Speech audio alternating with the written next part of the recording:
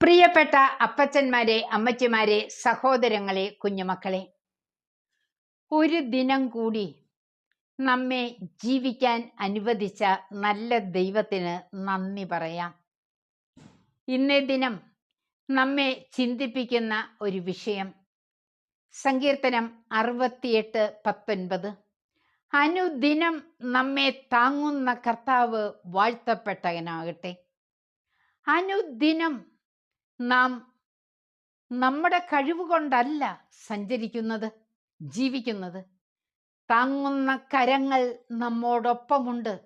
ഈ ഓർമ്മ നമ്മുടെ ഓരോ പ്രവൃത്തിയിലും ഉണ്ടാകണം.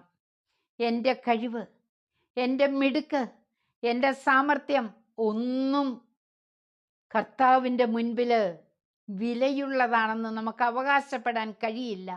കർത്താവ് താങ്ങിയാൽ മാത്രം അതിന് വിലയുണ്ട്.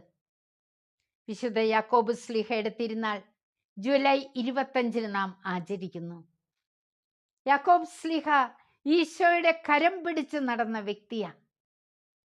പത്രോസിന്റെ അമ്മായിയമ്മയെ സൗഖ്യപ്പെടുത്തുമ്പോൾ, ജായിറോസിന്റെ മകളെ ഉയർപ്പിച്ചപ്പോൾ, താബോറിൽ രൂപാന്തരപ്പെട്ടപ്പോൾ, ഗത്സെമനയിലെ തീവ്രവേദനയിൽ ഈശോ ഈ പ്രിയ ശിഷ്യനെ കൂടെ കൂട്ടി. നമ്മയും ഇങ്ങനെ കൂടെ ചേർക്കാൻ ഈശോ കൊതിക്കുന്നു. അനുനിമിഷം ആ കരം പിടിച്ചുകൊണ്ട് മുന്നേറാൻ നമുക്ക് കഴിയണം. അങ്ങനെ അനുദിനം താങ്ങുന്ന കർത്താവിൻ്റെ കൂടെയുള്ള ഒരു ജൈത്രയാത്രയായി നമ്മുടെ ഇന്നേ ദിനം മാറ്റപ്പെടട്ടെ എന്ന് പ്രാർത്ഥിക്കുന്നു.